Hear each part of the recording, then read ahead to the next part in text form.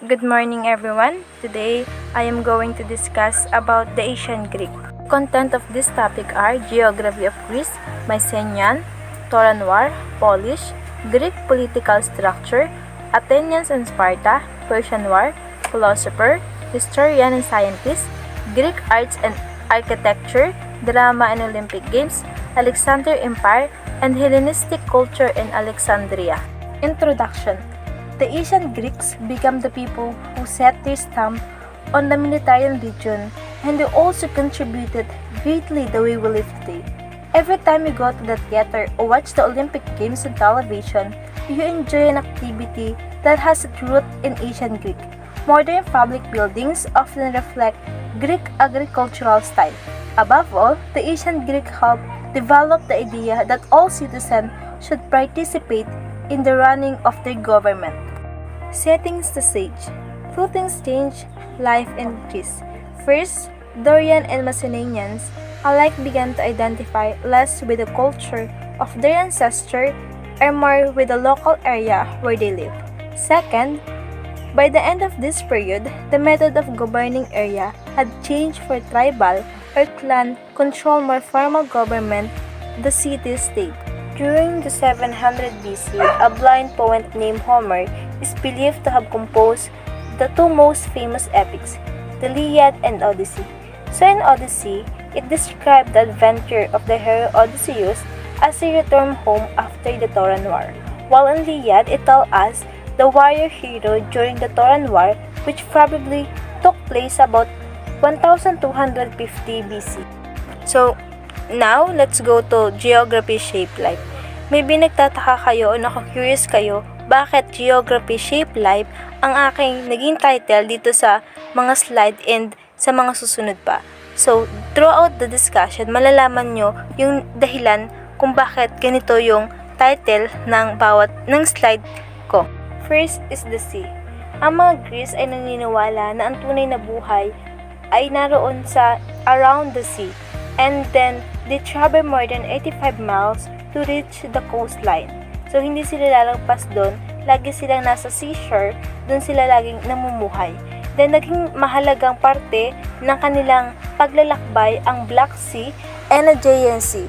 These two seas was served as the most important transportation routine for the Greek people because it linked most part of the Greece. As the Greeks became skilled sailor, sea travel connected Greece with other society.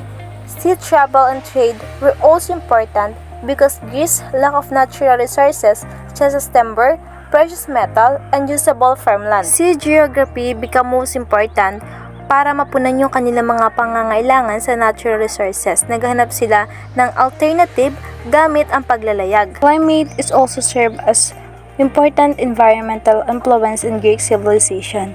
They have 48 degrees Fahrenheit in winter and 80 degrees Fahrenheit in summer. Because of the moderate temperature, it supported an outdoor life for many Greek citizens. Many spend much of their leisure time at the outdoor public event.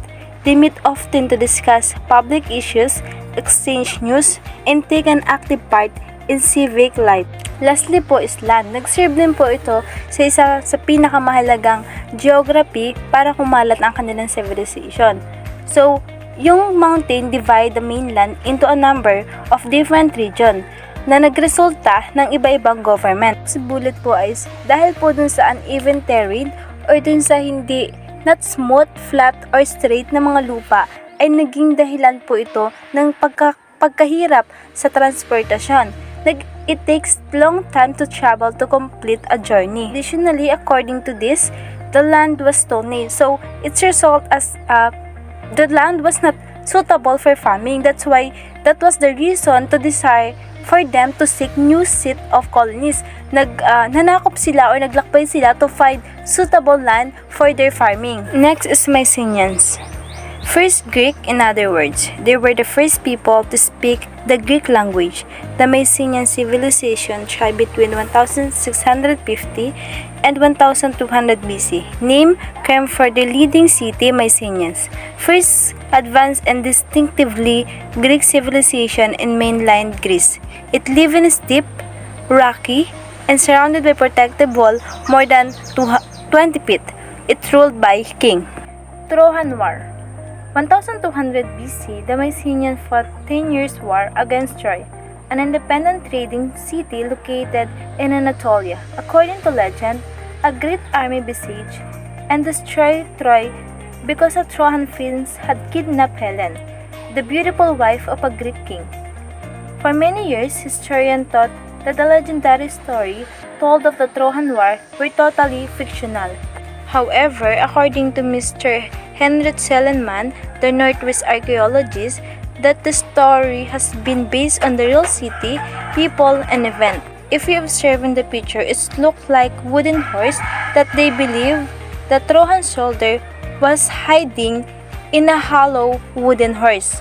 Pagkatapos po ng Trojan War, ay nawala din po or nag-collapse din po yung Mycenaeans at dumating naman po yung Dorian. The Dorian were far less advanced than the Mycenaeans. Economy collapsed and trade eventually come to the standstill soon after they arrived. Most important historian Greek appeared to have temporarily lost the art of writing during the Dorian Age. Kaya po wala pong masyadong naitinakta or marami pong na-miss na nangyari dito sa Dorian Age. The Polis or city-state was the geographic and political center of Greek life. It also a Greek word for city, which we get the word politics, polis, polite, and metropolis. It is also similar to the reduction we have. So, ang bumubuo sa Polish ay farming village, field, arcades group around the fertile hill na tinatawag nating Archopolis. So, in the foot of the Polish, we have agora, wherein an open area used as marketplace. By 700 BC, this inner part of the Polish had become a city. The average city-state contained between 5,000 and 10,000 citizens. For Greek citizens in ancient times, civic and personal honor were one and the same.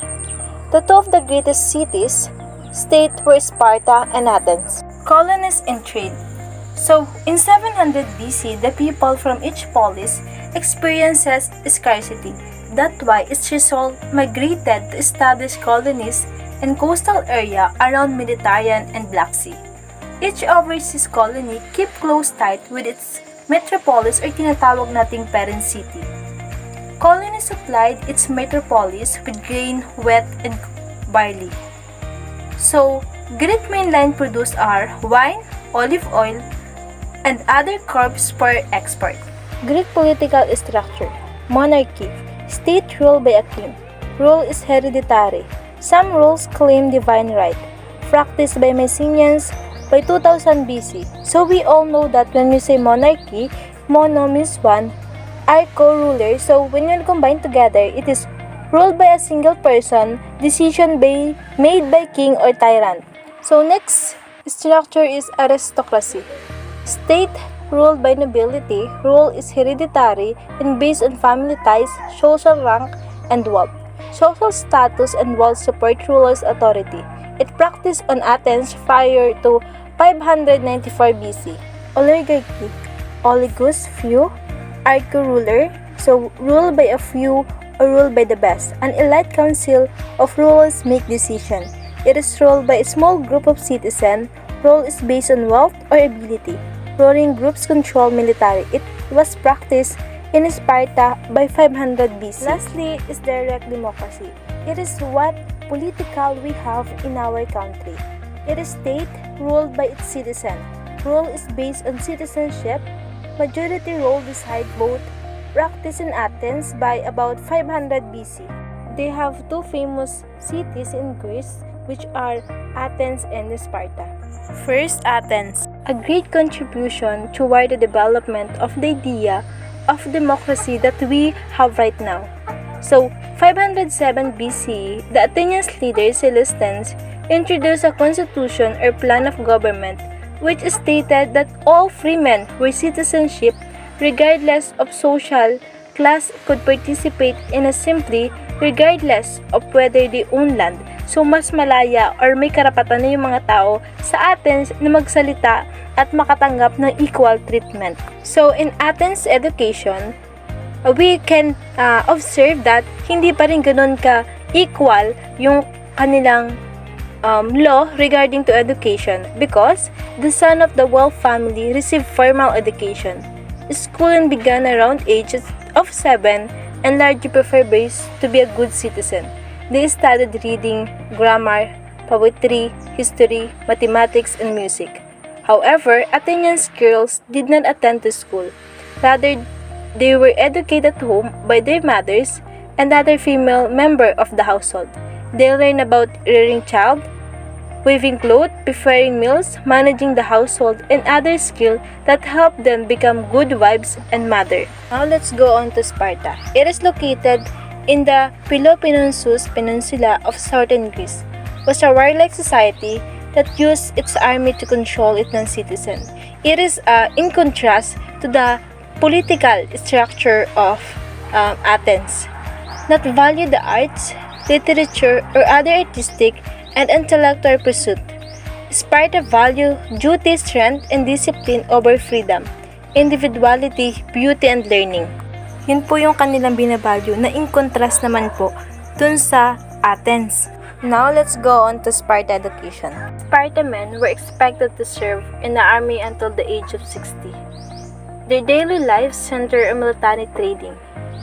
Boys left home when they were 7 and moved into army barracks where they stayed until they reached the age of 30. It was mandatory for them to serve in military service. Since ang mas nabalyo po nila ay about sa strength, value, and freedom, mas natuunan po nila ng pansin yung sa military training. However, Sparta girls received some military training too. And they also ran, wrestled, and played sport. Like boys, girls were taught to put service to Sparta, above everything, even love of family. Katulad po ng mga lalaki sa Sparta, ang mga babae din po ay required na mag-military service. Now, let's go on to political and pyramid structure of Sparta. Sparta as oligarchia. So, Sparta is oligarchy. It have 2 kings, rule assumed due to the power, command army. Eporos have 5 members, oversee day-to-day operation, elected annually, rotate month. Appellate Council, 25 members, acted as just judge, propose a law, and assembly. All my citizen over must be a Sparta. The pyramid structure of Sparta is sa pinakamataas yung 2 king, kasunod yung 5 elected supervisor, pangatlo yung council of elder, pang-apat yung free non-citizen, and panghuli yung slave or helots. Next is the Persian War. Greco-Persian War, also known as Persian Wars, 492 to 449 BCE. Series of war fought by Greek state and the Persian overall nearly half-century period. Despite the fact that the Persian Empire was at its pinnacle of power, the Greek collective defense overcame seemingly insurmountable odds and even succeeded in liberating Greek city on the outskirts of Persia itself. The Greek triumph ensured the long-term survival of Greek culture and political structures. Persian prevented the spread of powerful Persian Empire into Europe. Ito po ay laban sa pagitan ng Persia at ng Greece. Nanalo po ang Greece dito na kung saan nagresulta po ito ng hindi pagkalat ng kapangyarihan o ng kultura ng Persia sa buong Europe. Ngayon, alamin naman natin ang mga Greek philosopher, historian, scientists na nagpamalas ng kanilang angking talino na hanggang sa kasalukuyang panahon ay atin itong nagagamit. Now, let's go on to the philosopher of Greek.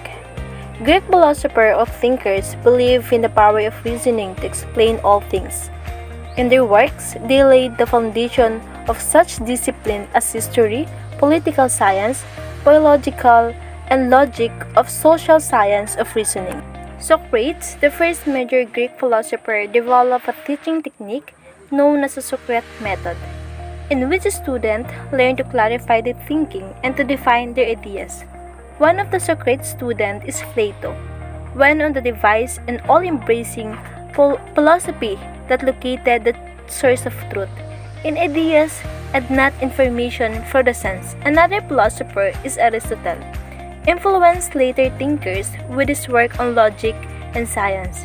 He was the first person to observe facts, classify them according to their similarities and their differences, and finally, develop generalization from his data.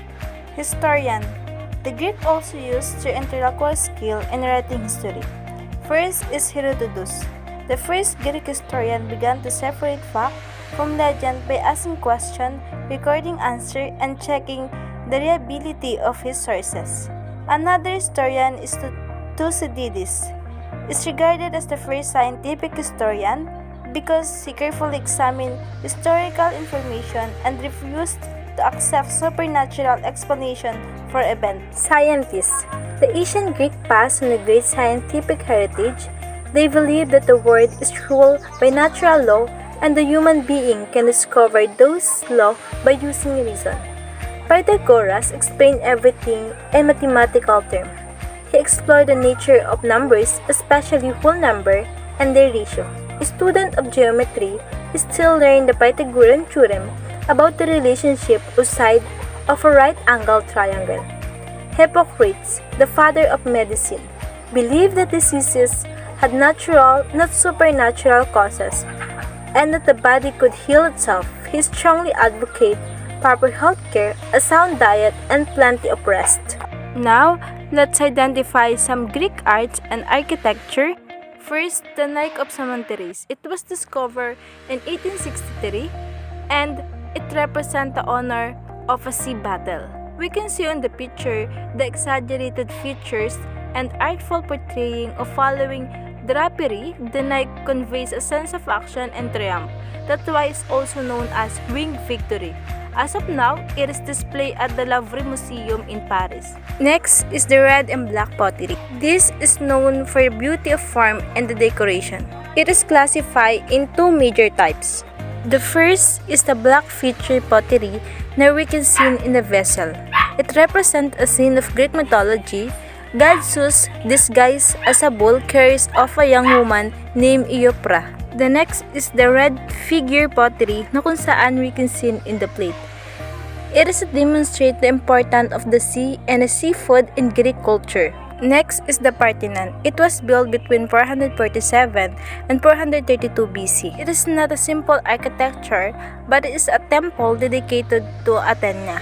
It serves as an excellent example of a Greek expression of harmony, symmetry, and balance. Greek philosophers tried to understand the basic law of nature. So, Greek architects looked to the nature for guidance. They covered a ratio in nature and they believe created placing proportion and used the ratio to design the rectangle in the Parthenon. Yung kanilang mga knowledge, learning ay na-apply nila sa kanilang pamumuhay. Lastly po is the dramatic mask and theater. We can see on the picture is the human exaggerated expression na kung saan po noong 6th century BC, the Greek became the first to theater for its own sake and not for religious rituals. Greek people wrote two types of play, comedy and tragedy. For the both forms, performers are wearing theatrical masks that show exaggerated human expression. The play were performed outside theater, and the stage surrounded by the semicircular setting area. Next is the Greek drama. Ancient Greek have two genera, tragedy and comedy. Tragedy, serious drama about common themes such as love, hate, war, or betrayal. Storya po sa tragedy nila ay commonly ay umiikot lamang po sa gifted with extraordinary abilities, and a tragic flow usually caused the hero downfall. Often this flow was hubris or excessive pride. One of the famous writers is Aeschylus, who wrote more than 80 plays. His famous work is Oresteia. It is based on the family of Agamemnon, the Mycenaean king who commanded the Greeks of Troy. The plays examine the idea of justice. Another Greek tragedian is Sophocles, who wrote more than 100 plays, including the tragedies Oedipus, the King and Antigone, and Euripides, author of the play Medea. Often features strong woman in his work. He focused on human responsibility and the horror of war in drama The Trojan Woman. Next is comedies.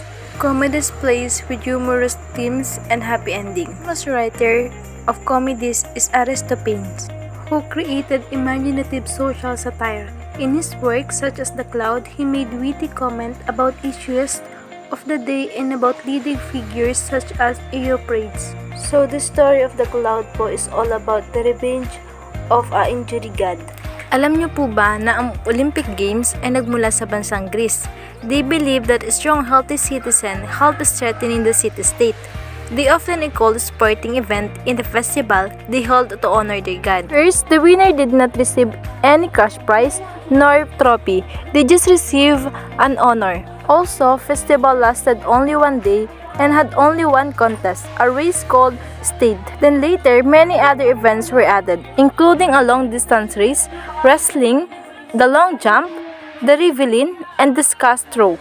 Because the contest held at the city of Olympia, they were called the Olympic Games. However po, the women also have sport. Women have their own sport festival in ancient Greece. It was the festival devoted to Hera, the wife of Zeus. Like the Olympics, the Hera festival was held every 4 years. One of the main events was the foot race for unmarried women, just like we seen in the picture. Next po is alamin po natin kung ano po yung naging malaking tulong ng Mount Olympus sa pagtatag ng Olympic Games. Sabi po kasi dito is the Ancient Greek Olympics honor Zeus in the Mount of Olympus. Sabay ng pag-honor nila kay Zeus, the god of goddesses, ay ginagawa na rin nila yung Olympic Games. Lahat ng iyon po ay dinadaos nila sa Mount Olympus, thus this area was called Olympia and became the site of the Olympic Games. Next is the picture of Discobolus. Discobolus of Myron, discus thrower, is a Greek sculpture completed at the start of the classical period at around 460 to 450 BC. The sculpture depicts a youthful male athletic throwing a discus. Additionally, this statue has become famous as an emblem of the Ancient Greek. Nagpapakita po ito ng isang atleta na nakahubad, refined, and eternally youthful, seemingly captured in the moment before releasing the discus. Alexander Empire. He determined to do 3 things. Number 1, create a strong standing army. Number 2, unify quarreling under Greek city-state and Macedonian. Lastly is destroy Persian Empire.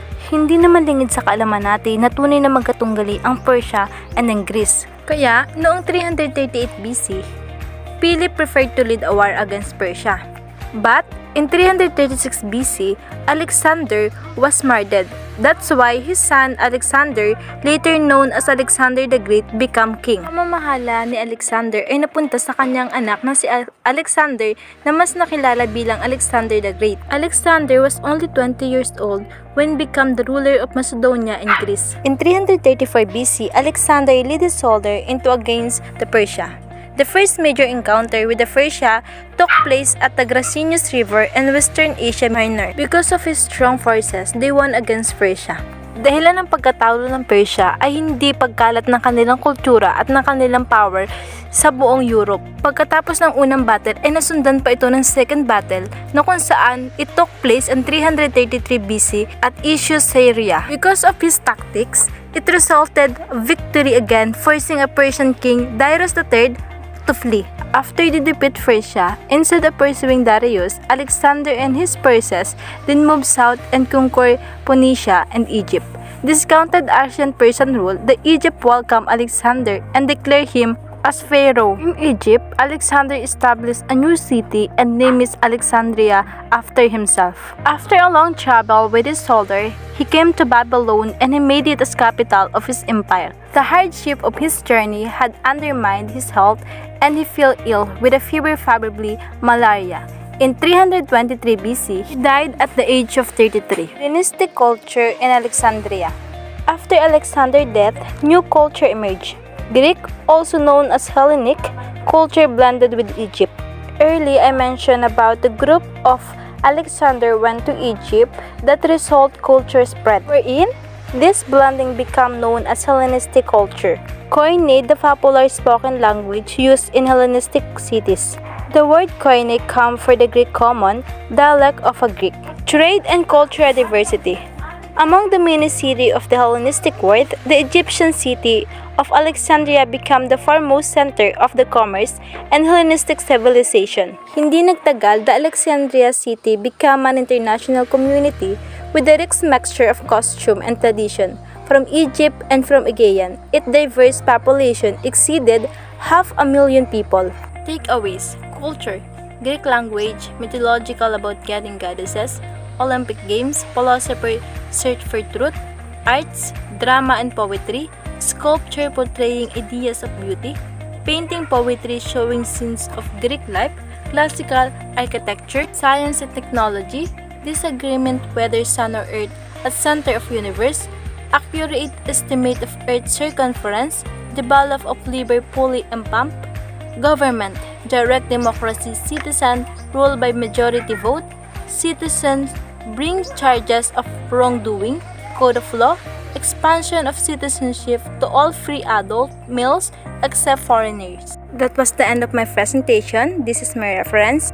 Do you have any question, inquiries, or suggestion? If none, once again, I am May Fabrero, the reporter. Thank you for watching.